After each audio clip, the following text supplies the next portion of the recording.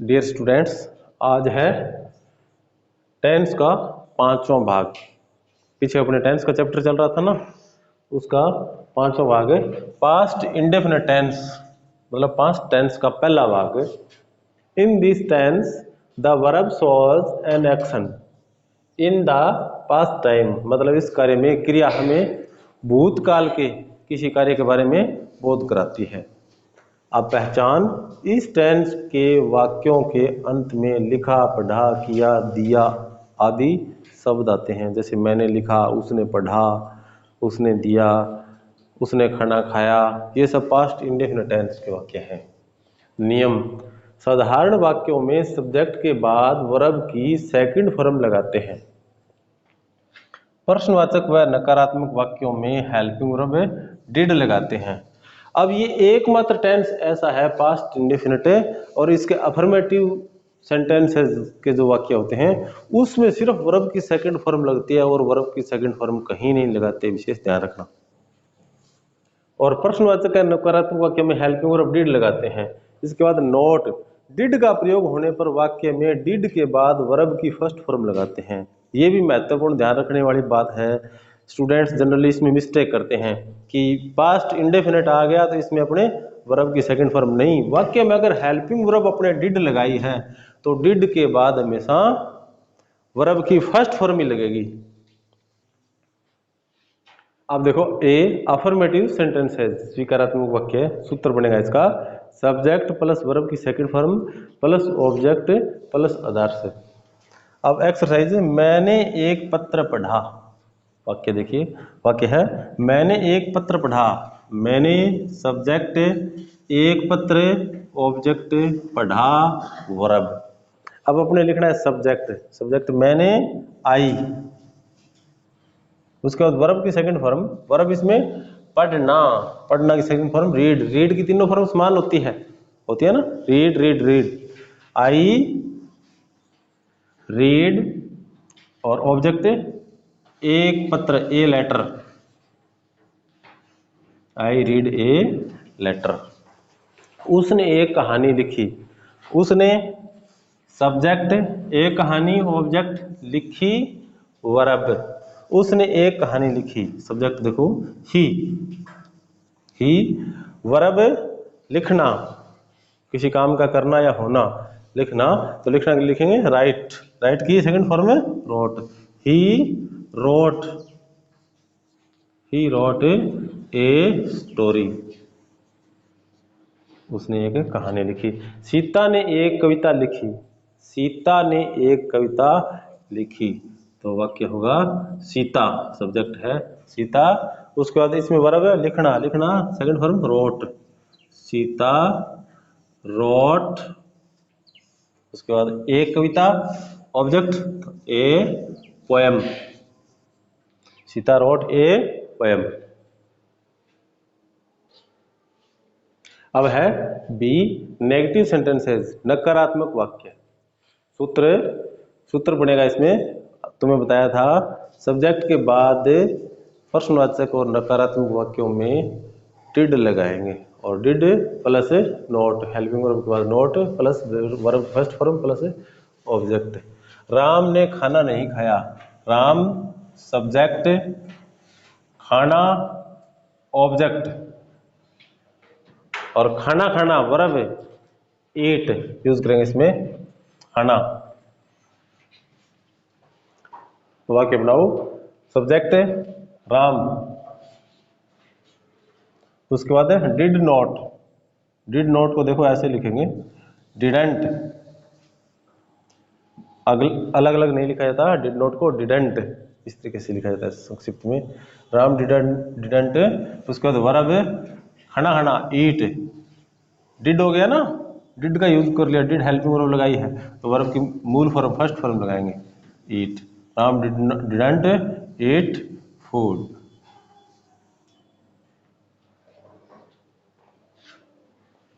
उसने एक घोड़ा नहीं खरीदा। उसने सब्जेक्ट, एक घोड़ा ऑब्जेक्ट, और खरीदना वर्ब। ये तो नेगेटिव सेंटेंस का वर्ड है।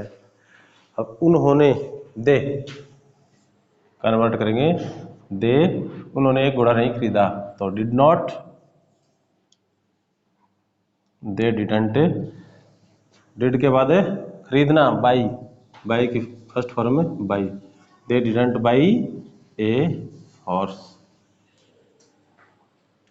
इसमें देखो हेल्पिंग वर्ब डिड ही लगानी है, ठीक है ना, सब्जेक्ट से प्लूरल सिंगुलर से कोई फर्क नहीं पड़ेगा, ध्यान रखना। इसके बाद है सी, सी है इंट्रोगेटिव सेंटेंसेस, प्रश्नवाचक वाक्य, प्रश्नवाचक वाक्य जिन वाक्य में प्रश्न पूछा जाता है। सूत्र बनेगा अफर्मेटिव सेंटेंस का जो सूत्र था ना, उसमें सिर्फ शुरू में डिड लगा देंगे, हेल्पिंग वर्ब पहले ले आएंगे, इतना सा परिवर्तन है। तो did plus subject plus verb first form plus object और लास्ट में प्रश्नवाचक वाक्यों के अंत में प्रश्नवाचक चिन्ह लगाते हैं ना। अब देखिए, क्या तुमने ताजमहल देखा, एक्सरसाइज है, क्या तुमने ताजमहल देखा। अब सब्जेक्ट यू, ऑब्जेक्ट ताजमहल, देखना वर्ब। अब शुरू करेंगे डिड से, शुरू करेंगे ना हेल्पिंग वर्ब, तो डिड, उसके बाद है सब्जेक्ट, सब्जेक्ट तुमने यू, डिड यू, उसके बाद है वर्ब की फर्स्ट फॉर्म वर्ब देखना, तो सी, डिड यू सी, उसके बाद ताजमहल, ये देखो यूनिक क्यों है इसलिए दा लगा देंगे उससे पहले, did you see the Taj Mahal,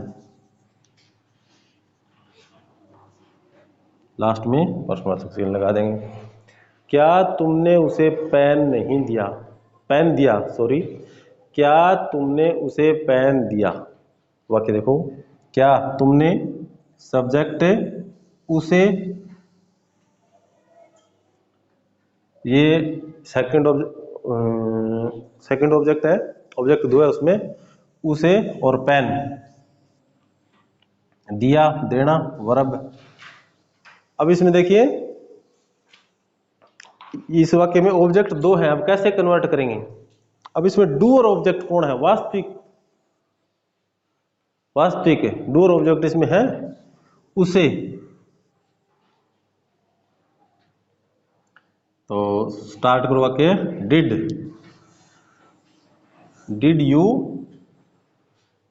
उसके बाद है देना वर्ब की first form give, gave, given, तो गिव, डिड यू गिव, उसके बाद उसे ऑब्जेक्ट, डू और ऑब्जेक्ट ये है ना वास्तविक कर्म, तो हिम, सब्जेक्टिव केस की जगह आता तो हिम का ही, ऑब्जेक्टिव केस है तो him. Did you give him एक pen, a pen, did you give him a pen, क्या तुमने उसे एक पेन दिया। क्या रीटा ने कार चलाई, वाक्य देखिए, क्या रीटा ने कार चलाई। स्टार्ट करेंगे डिड से, डिड रीटा, डिड रीटा। अब कार चलाना ड्राइव होता है, drive, drove, driven, did Rita. अब यहाँ डिड आ गया तो drive verb first form, did Rita drive a car.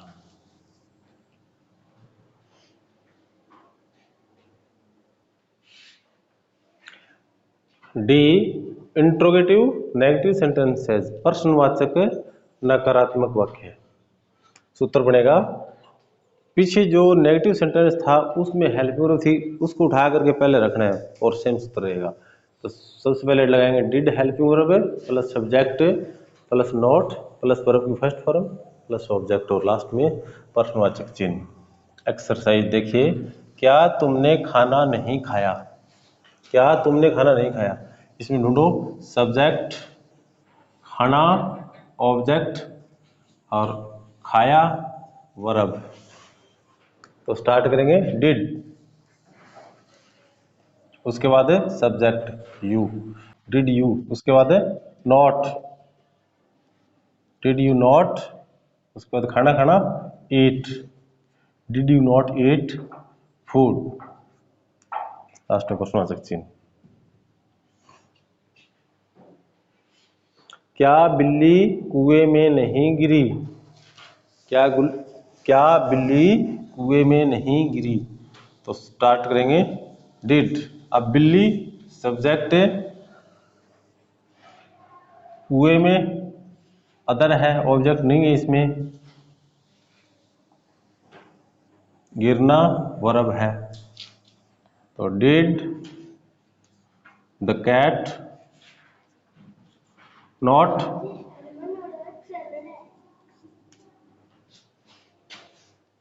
Did the cat not, अब फैल फाल फालन तो फैल, डिड द कैट नॉट फैल,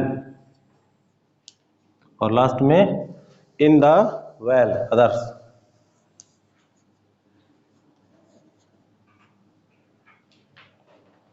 क्या आरुषि ने सुंदर नहीं लिखा? क्या आरुषि ने सुंदर नहीं लिखा?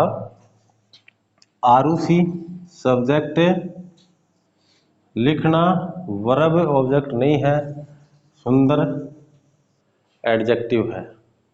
तो did Aarushi not write, did Aarushi not write beautifully?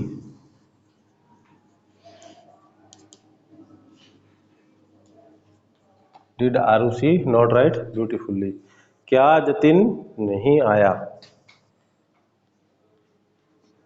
Did